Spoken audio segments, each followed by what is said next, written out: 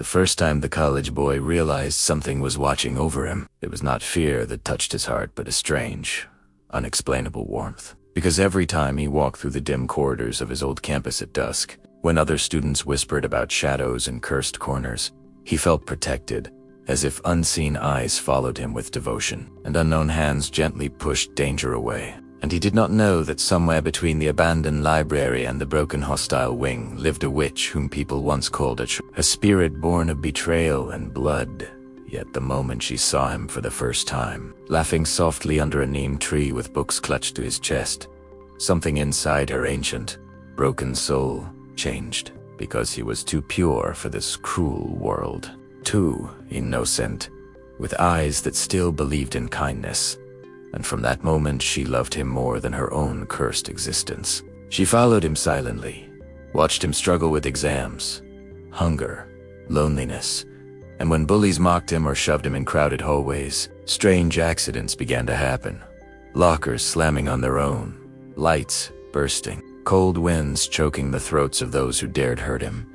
And when he felt helpless because he had no money to buy books or food, he would suddenly find folded notes in his pocket, or coins tucked carefully into his bag, or money placed neatly beside his bed when he woke up. And he never understood how it got there. But she did, because she stole it from places where the dead had no use for it anymore. Old graves, abandoned houses, forgotten purses of sinners, all just to see him smile for a moment. And at night, when he cried silently, missing a family that barely remembered him, she would sit beside his bed, invisible, her hollow eyes filled with tears of black sorrow, whispering promises he could never hear, promising she would protect him from every pain, even if the world turned against her, even if heaven itself denied her. And slowly, he began to sense her presence. In dreams, a woman with long dark hair, pale skin, eyes filled with unbearable sadness and love, always standing just out of reach, always watching him like he was her entire universe. And the more he dreamed of her, the more his life changed. Doors opened without effort. Dangers vanished before touching him. But the campus grew darker. Students began disappearing. Rumors spread of a witch in love, a spirit who kills for a human heart. And one night, as the boy walked alone under flickering lights, feeling that familiar comfort around him, he whispered softly into the air, asking whoever was helping him to show themselves. Not knowing those words would tear open centuries of restraint, because the witch loved him too much, and love for her had never ended without blood. And as the wind grew colder and shadows twisted closer, her presence wrapped around him tighter than ever, torn between protecting his innocence and claiming the only soul that ever made her feel alive. And somewhere in the darkness, her cracked smile widened, knowing that loving him might be the most beautiful curse she would ever suffer. And the most terrifying truth was that she was willing to destroy herself and him, just to never be alone again. Just to never be alone again. And from that night onward, the boy began to feel her presence more clearly than ever before. Because when he whispered into the cold air asking her to show herself, something shifted. The silence grew heavier. The darkness seemed to lean closer. And although he saw nothing with his eyes, his heart felt a strange pull, as if someone invisible had wrapped him in an embrace filled with desperate love. And from that day, she stopped keeping her distance. She followed him closer, walked beside him in empty hallways, sat near him during late-night study sessions, watched him sleep with a devotion so intense it hurt her cursed soul. And the more she stayed near him, the more her emotions deepened, because she was not just protecting him anymore. She was falling into a dangerous kind of love, the kind that demands everything. And when he smiled at other girls, laughed with classmates, or spoke kindly to someone else, a sharp jealousy burned inside her. Not violent yet, but painful, like a wound reopening again and again.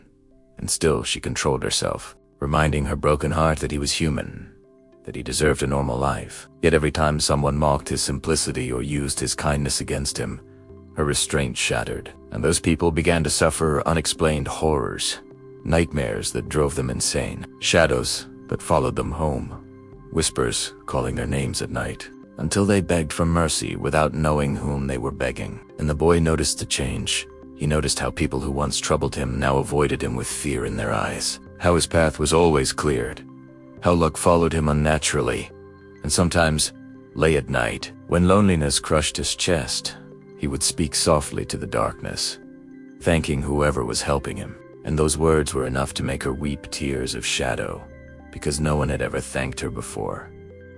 No one had ever spoken to her with kindness, and she began leaving him small signs.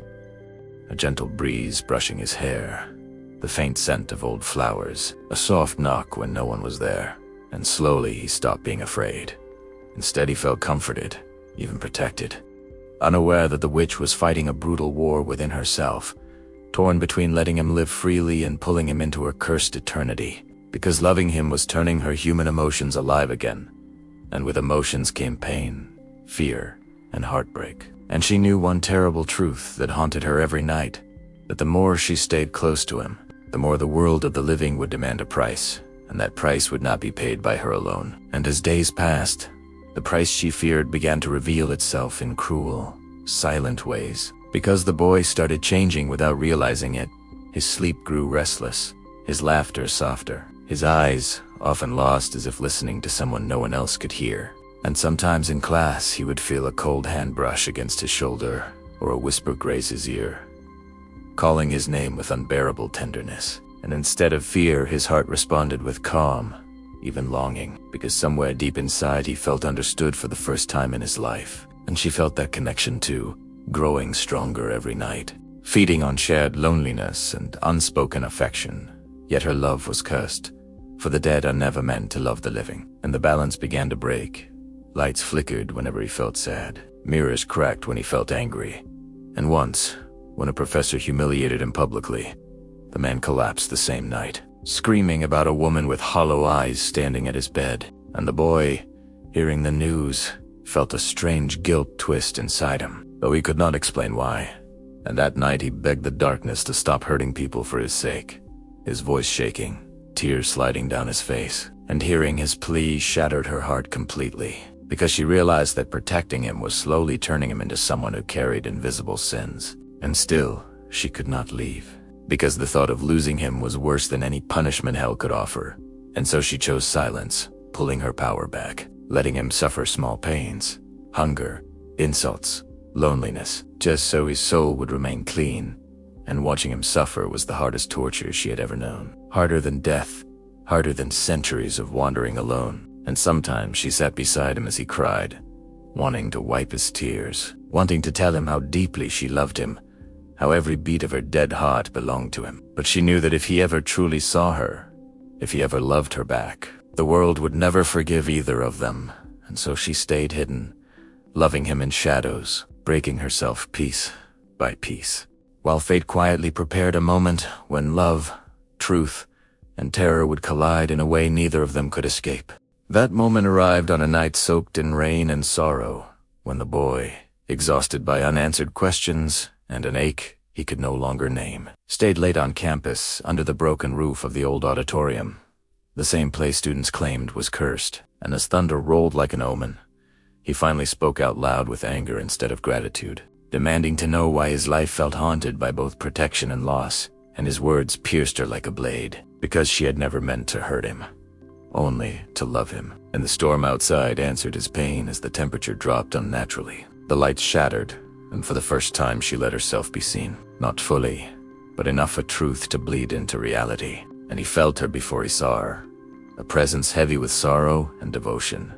And when she appeared, her form trembling between beauty and decay, long hair clinging to her face, eyes glowing with tears that were not water, but darkness, his fear mixed with heartbreak, because in those eyes he saw not a monster, but a lonely soul who had suffered too long. And she spoke his name in a voice that carried centuries of pain, telling him she never meant to be his curse, only his shield, confessing how she loved him more than her own existence, how she stole from the dead to feed his dreams, how she stood between him and every harm, even when it cost her sanity. And hearing this shattered him, because he realized that every miracle in his life had been paid for with someone else's suffering, and that the warmth he felt was born from a love that could never have a happy ending. And as rain poured through the broken ceiling, he asked her with a trembling voice why she chose him. And she answered simply that he reminded her of the life she was denied, of innocence untouched by cruelty. And for a brief, terrifying moment, they stood facing each other, human, in which love, and death, knowing that once the truth was revealed, neither of them could return to who they were before. And in that broken silence, with rain echoing like distant screams, she stepped back, as if afraid her presence might stain him, telling him he should run, that the dead were never meant to stand before the living. But he did not move, because fear was no longer the strongest emotion in his chest. It was grief. Grief for a loneliness. Grief for a love that protected him even when it hurt itself. And as he stood there, his hands shaking, he realized how empty his life would be without that unseen warmth that had carried him through his darkest days. And when he whispered that he never asked for miracles, only for someone to care, her face twisted with heartbreak, because that was all she had ever done. Karitu Mooch, and the ground beneath them trembled as if the world itself rejected their closeness. Shadows crawling along the walls, warning her that time was running out, that spirits who reveal themselves to humans must either claim them or be destroyed. And she knew the law of her cursed existence better than anyone, and so she made the hardest choice of her endless life, to leave him forever, even if it tore her apart. And as she turned away, her form already fading, the boy reached out, his fingers passing through icy air, and in that moment he felt the depth of her sacrifice, that loving him meant letting him go. And before she vanished, she pressed something unseen into his chest. Not money, not protection, but memory, a piece of her sorrow and love that would stay with him always. And as the storm calmed and the darkness lifted, he was left alone in the ruined auditorium, soaked and trembling, knowing his life had been saved at the cost of a heart that never learned how to stop loving. And though she was gone, every quiet night afterward carried her presence like a wound that refused to heal. Because some loves do not end with death. They simply learn how to haunt in gentler ways. That moment arrived on a night soaked in rain and sorrow, when the boy, exhausted by unanswered questions and an ache he could no longer name, stayed late on campus under the broken roof of the old auditorium, the same place students claimed was cursed. And as thunder rolled like an omen, he finally spoke out loud with anger instead of gratitude, demanding to know why his life felt haunted by both protection and loss. And his words pierced her like a blade, because she had never meant to hurt him, only to love him. And the storm outside answered his pain as the temperature dropped unnaturally. The lights shattered, and for the first time she let herself be seen. Not fully, but enough for truth to bleed into reality. And he felt her before he saw her, a presence heavy with sorrow and devotion. And when she appeared, her form trembling between beauty and decay, long hair clinging to her face, eyes glowing with tears that were not water, but darkness. His fear mixed with heartbreak, because in those eyes, he saw not a monster, but a lonely soul who had suffered too long. And she spoke his name in a voice that carried centuries of pain, telling him she never meant to be his curse, only his shield, confessing how she loved him more than her own existence, how she stole from the dead to feed his dreams, how she stood between him and every harm, even when it cost her sanity. And hearing this shattered him, because he realized that every miracle in his life had been paid for with someone else's suffering, and that the warmth he felt was born from a love that could never have a happy ending. And as rain poured through the broken ceiling, he asked her with a trembling voice why she chose him, and she answered simply that he reminded her of the life she was denied, of innocence untouched by cruelty.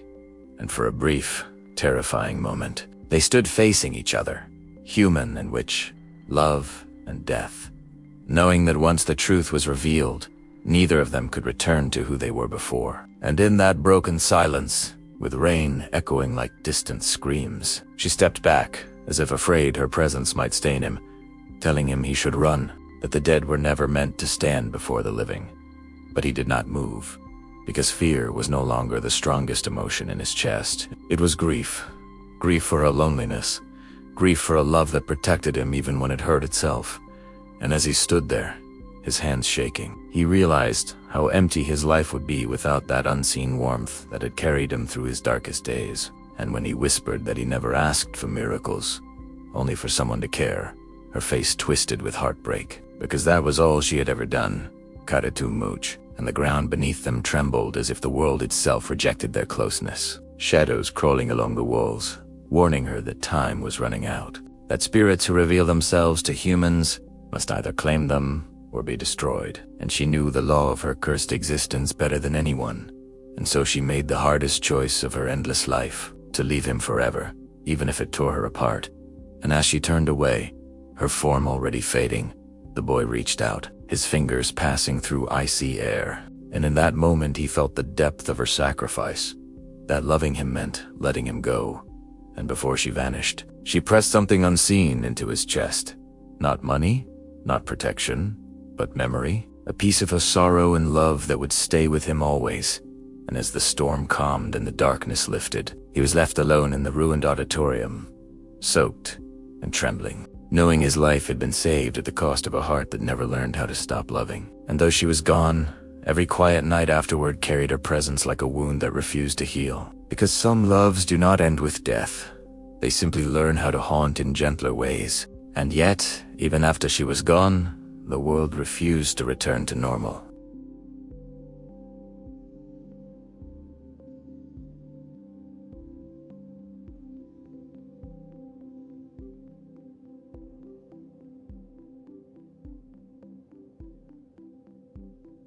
And for the first time he understood how deeply she had woven herself into his life.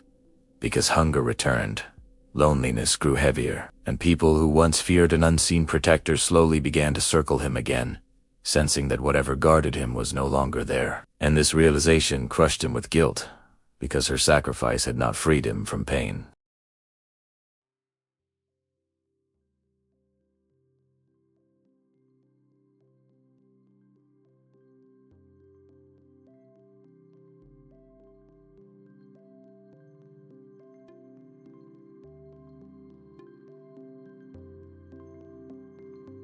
And sometimes, just before dawn, he would hear faint footsteps or feel a soft breeze brush his face.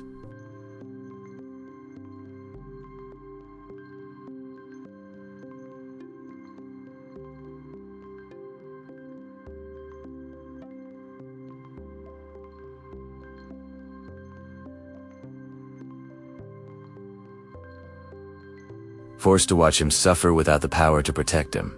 And this torture broke her more than any punishment before, because seeing him hurt and being unable to help was worse than death. And as weeks passed, strange things began happening again. Not violent, not protective, but mournful. Lights flickering softly when he cried. Old flowers appearing near his bed.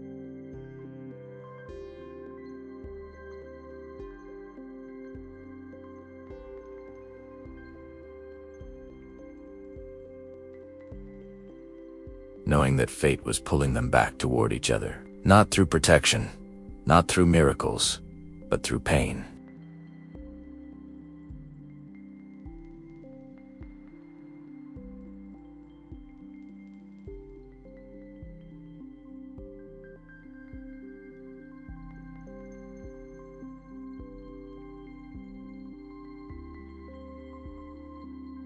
Whispering into the emptiness that he was tired of being strong, tired of surviving without knowing why. And those words shattered the last fragile wall holding her back, because she felt his pain tear through the distance, like a scream only the dead could hear. And against every rule, every curse, every warning etched into her existence, she came to him again.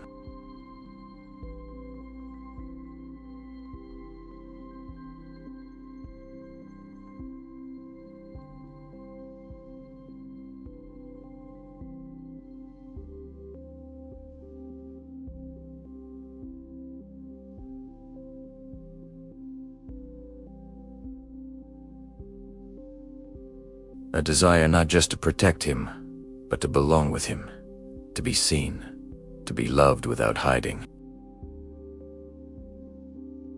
And the sky darkened unnaturally as her presence grew stronger, shadows bending toward them, the air thick with forbidden power.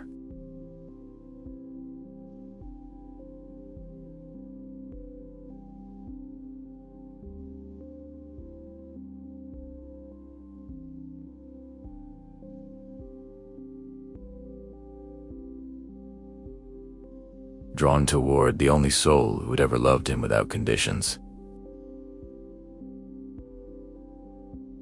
They sat together between two worlds, knowing that once the sun rose fully, a decision would have to be made.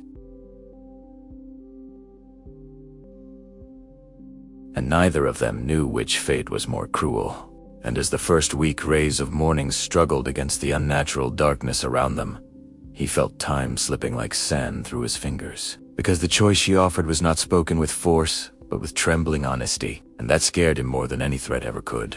As she told him that becoming like her would erase his heartbeat, steal the warmth from his blood, and cut his ties to the world he knew, yet it would also free him from pain, hunger, loneliness, and fear. And most of all, it would mean he would never be alone again.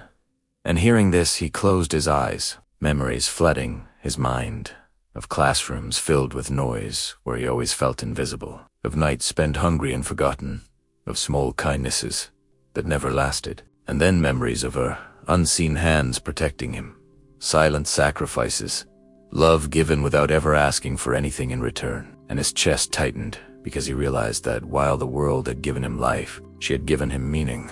And still he hesitated, because somewhere deep inside him lived a fragile hope that things could change, that he could build a future without losing his humanity. And sensing this conflict tore her apart, because she loved him enough to want his happiness, even if it meant losing him forever. And with a broken voice, she told him she would leave for good this time, disappear into places even shadows feared, so he could live without her curse.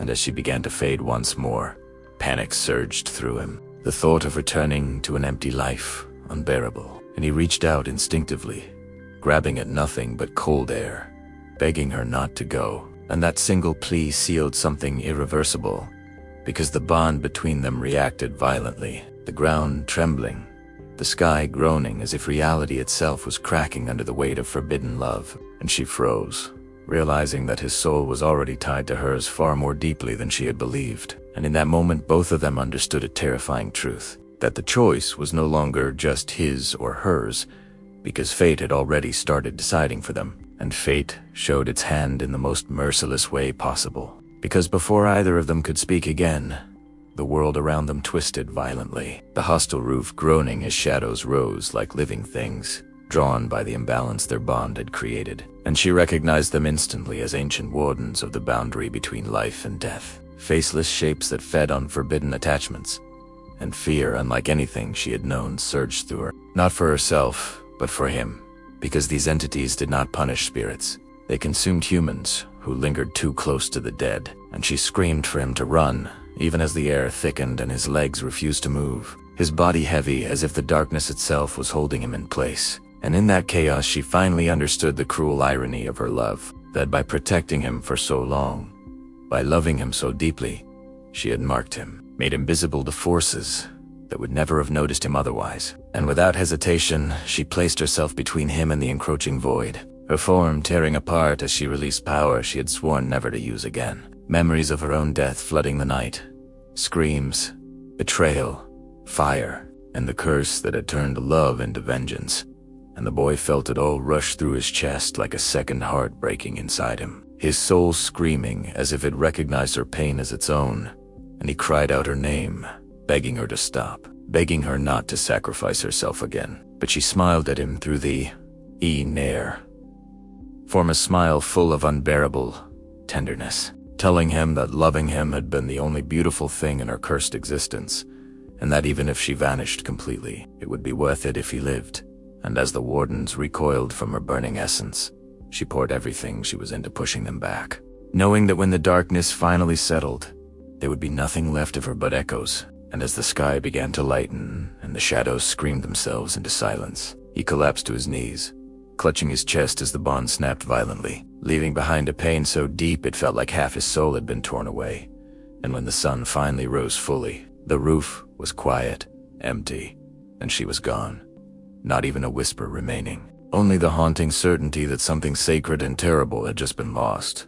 And as he sat there shaking, unaware of how close he had come to being claimed by the darkness, one final truth began to surface slowly in his broken heart. But some loves are so powerful they do not just haunt the living or the dead, they reshape destiny itself. And the consequences of that reshaping had only just begun to reveal themselves. And the days that followed felt unreal to him, like he was walking through a life that no longer fully belonged to him. Because although the campus returned to its usual noise and careless laughter, something inside him had gone permanently silent, the warmth that once wrapped around his heart replaced by a hollow ache that never faded. And people noticed the change, how his eyes seemed older, how his smile never reached them anymore, how he often paused as if listening for a voice that would never answer. And at night the memories grew stronger instead of weaker. Flashes of her pain, her sacrifices, her love bleeding into his dreams so vividly that he would wake up gasping, calling her name into the darkness.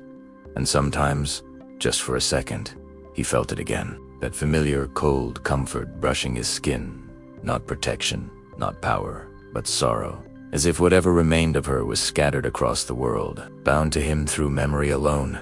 And strange things began happening to him that had nothing to do with luck or miracles. Mirrors reflecting his face a moment too late, shadows lingering a second longer around his feet, dogs whining when he passed by. And once, while sitting alone in class, he felt a sharp pain in his chest, followed by an overwhelming wave of emotion that was not his own, rage mixed with grief. And he understood with terrifying clarity that her essence had not vanished completely. It had fused with him during her final sacrifice, leaving him neither fully untouched by death, nor truly part of the living anymore. And this realization terrified him more than any ghost story he had ever heard, because it meant her love had changed him forever, marking him as a bridge between two worlds. And as weeks turned into months, he began to notice whispers following him at night, not threatening, not protective, but curious, drawn to the trace of power clinging to his soul. And somewhere far beyond his reach, in a place where even shadows hesitated, a fragment of the witch's consciousness stirred faintly, sensing him still alive, still breathing, still carrying her pain. And that fragile awareness pulled at the bond once more, slow and weak, but undeniable, promising that their story was not finished yet, only buried beneath loss, waiting for the moment when grief, destiny, and forbidden love would cross paths again in a way neither death nor fate could prevent. And that buried pull grew stronger the more he tried to ignore it, because grief does not fade when it is shared with something that never truly died. And one night, months after the rooftop incident, when the campus slept under a heavy fog and even the guards avoided certain paths, he felt a sudden pressure in his chest so intense it forced him to stop walking, his breath coming out in short, panicked gasps as the world around him blurred. And in that moment, he heard her again, not as a whisper but as a feeling so familiar it broke him, a presence wrapped in exhaustion and longing. And he realized with shaking certainty that whatever fragment of her still existed was trapped somewhere between dissolution and rebirth, bound to him like an anchor, unable to move on because a part of her soul had been sealed inside his during her sacrifice. And the fear of this truth, mixed with an unbearable tenderness, because it meant she had never truly abandoned him. She had only fallen silent to keep him alive. And as he stood there in the fog, shadows slowly gathering at the edges of the path, he sensed other entities watching, drawn not by malice, but by curiosity, sensing a human who carried death inside him without being dead. And instinctively he whispered her name again, not as a plea, but as a promise, promising that he would not let her sacrifice be meaningless, that he would find her, or at least find peace for whatever remained of her. And the air responded with a sudden cold wind, leaves spiraling around him as if something unseen had acknowledged his words. And far away in the unseen depths, where forgotten spirits drift without form, that faint fragment of the witch stirred more clearly than it had since the night she vanished, feeling his resolve like a distant heartbeat. And for the first time since her destruction, something resembling hope flickered within her fractured consciousness, because the boy she loved was no longer just a protected innocent soul. He was becoming something else, something capable of walking toward darkness without being consumed by it. And as the fog closed in around him and footsteps echoed behind where no one stood, he began to understand that saving her might demand a transformation far more dangerous than the choice she once offered him, and that the path ahead would not only test his humanity, but force him to confront whether love that defies death can ever exist without creating a new kind of monster. And with that realization burning inside him, he stopped running from the darkness and began walking toward it, because fear had already taken everything it could from him. And late at night, he started visiting the forgotten places of the campus, the locked rooms, the abandoned buildings, the paths even stray animals refused to cross, guided by an instinct that did not feel human anymore. And each step he took into those shadows made the presence inside his chest pulse stronger, as if her fragmented soul was responding, recognizing familiar territory. And slowly the world around him reacted. Doors creaking open on their own. Cold symbols appearing on walls where none had been before. Whispers forming words he could almost understand. And he began to see things others could not. Pale figures watching from a distance. Spirits bound to regrets, all sensing the mark he carried. And some nights he collapsed from the weight of emotions flooding him. Not just his own grief, but memories that were hers. Moments of love, betrayal, rage, and unbearable loneliness. And through those memories he learned the truth of her curse. How she had once loved a man who used her innocence and left her to die. How that heartbreak had twisted her into the monster people feared. And realizing this shattered him even more. Because he understood that she had never stopped being human inside. She had only been frozen in the moment her heart broke. And as this knowledge settled, the fragment within him began to stabilize, growing clearer, warmer, and one night, while standing before a cracked mirror in an abandoned washroom, he finally saw it. Not her full form, but a reflection standing behind him, faint, broken, eyes filled with shock and longing. And neither of them spoke, because words were too fragile for what they were becoming. And in that silence, they both understood that the bond between them had evolved into something irreversible. No longer protector and protected, no longer living and dead, but two shattered souls slowly merging paths.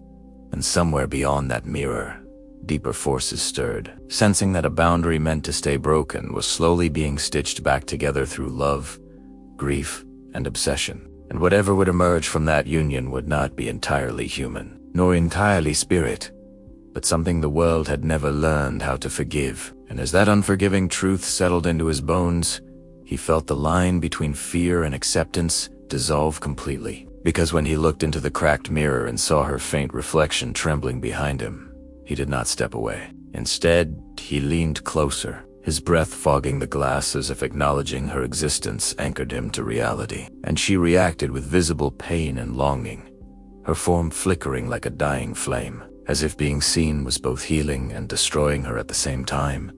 And he whispered that he was not afraid anymore, that he understood now why she loved him, and why she had protected him so fiercely. And hearing this caused the fragment within his chest to surge violently, memories flooding him in waves so strong he nearly collapsed. Visions of her screaming as she died, of her soul shattering into hatred and sorrow, of centuries spent wandering unseen, loving no one, trusting nothing, until him. And when he steadied himself, he realized something terrifying, yet strangely comforting. That her pain had woven itself into his heartbeat so deeply that separating them might no longer be possible. And from that night onward, the bond changed again, becoming quieter but heavier, more intimate, because she no longer hovered around him like a guardian spirit. She lived inside the spaces of his thoughts, guiding his instincts, warning him through sudden dread or aching warmth. And the more he allowed this connection, the more the world around him reacted with unease. Plants wilting when he passed, electrical lights dimming, strangers feeling an unexplainable chill near him. And still he did not feel like a monster. He felt purposeful, as if his life had finally found a direction carved by sacrifice and love. And slowly, against every rule of the living and the dead, her consciousness began stitching itself together through him, not returning her fully, but reshaping both of them. And some nights he felt her emotions so clearly he could distinguish them from his own. Her jealousy when someone grew close to him, her sorrow when he felt lonely, her fear when she sensed forces watching from beyond the veil. And those forces were indeed watching. Ancient presences that did not forgive bonds like theirs, that fed on imbalance and correction. And they began testing him through dreams filled with corridors of bones and voices demanding he choose which world he belonged to. And each time he woke gasping, her presence wrapped tightly around his soul, protecting him not with violence, but with resolve. And in those moments he understood the cruel symmetry of fate, that she had once protected him with her power, and now he was protecting her with his humanity, even as that humanity slowly eroded. And as the nights grew heavier and the whispers louder, one haunting question echoed between them without being spoken, whether saving her would cost him everything he was, or whether losing himself was the only way their love could finally stop bleeding. The end came quietly, not with screams or storms, but with a night so still it felt unreal, when the boys stood once again on the same rooftop where fate had first torn them apart, the city lights below him flickering weakly as if afraid to watch what was about to happen. Because by then he understood everything. He understood that the bond between him and the witch could not exist without destroying the balance of both worlds. That every step he took closer to her pulled him further away from humanity, and every moment she held onto him delayed the peace she had been denied for centuries. And standing there, with the cold wind cutting through his chest, he felt her presence fully awake inside him, not broken anymore, not scattered, but whole enough to feel fear. Fear of losing him the way she had lost her life, and for the first time since they met, he was the stronger one, because love had taught him something cruel but necessary. That sometimes protecting someone means letting them go even when it shatters your soul. And as dawn slowly approached, painting the horizon with pale, unforgiving light, he whispered to her that he knew how to end the curse, that the fragment of her soul inside him was the last chain binding her to suffering, and if it was released willingly, with love instead of hatred, she would finally be free, not reborn as a monster, not trapped as a shadow, but erased gently into whatever peace awaited lost souls. And hearing this realization broke her completely, because freedom meant losing him forever, meant never watching him walk, smile, breathe, and she begged him silently to stop, flooding his chest with memories of warmth, protection, devotion, reminding him how empty his life once was, how much she loved him, but he smiled through tears. Because even now, she was trying to protect him from pain, and that was exactly why he had to do this. And as the sun's edge touched the sky, he pressed his hand against his chest and spoke words that were not spells but promises, releasing her not with power but forgiveness, forgiving her anger, her jealousy, her darkness, forgiving the love that had almost destroyed them both, and the world responded instantly. The air cracking like glass, shadows screaming as if ripped away, and for one final moment she appeared before him fully, not as a witch, not as a Churiel, but as the woman she once was. Eyes filled with love so pure it hurt to look at, and she touched his face gently, thanking him for seeing her as human when the world had only seen a monster. And as she faded into lights thinner than mist, the boy felt something tear out of him violently, collapsing to his knees as the bond finally broke, leaving behind an emptiness deeper than any loneliness he had ever known. And when it was over, the sun rose fully. Birds began to sing. The campus woke like nothing supernatural had ever happened, but he remained there shaking, alive, human, and utterly broken, and life moved on mercilessly. Semesters ended. People graduated. The boy grew older, carrying a grief no one could see, yet strange things never followed him again. No whispers, no shadows, no miracles, only silence. And sometimes at night, when he lay alone, staring at the ceiling, he felt a soft warmth instead of cold, not haunting, not protection, but peace. And he would smile sadly, knowing she was finally free. And years later, when he stood at the edge of his own life, an old man with tired eyes, he felt that same warmth return for just a second. And as his breath slowed, he thought he saw a familiar smile waiting beyond the dark. And in that moment he understood the cruel beauty of their story, that she had loved him enough to let him live, and he had loved her enough to let her die again. Properly this time, not as a monster, but as a soul finally at rest, proving that some love stories are not meant to survive, only to leave scars so deep they last longer than life itself.